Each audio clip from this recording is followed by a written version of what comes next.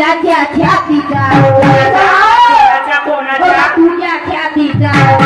बघा तुझ्या ख्यातीचा रगत मी देतो तुझ्या ख्यातीचा रगत मी देतो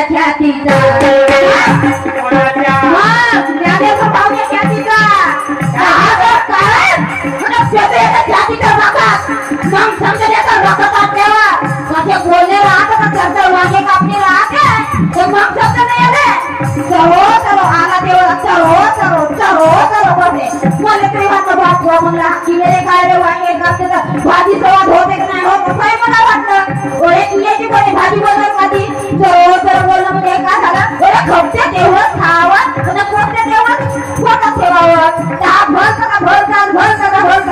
लावून दिलं मी विचारून बोललो म्हणून मला म्हणायचं माय बाप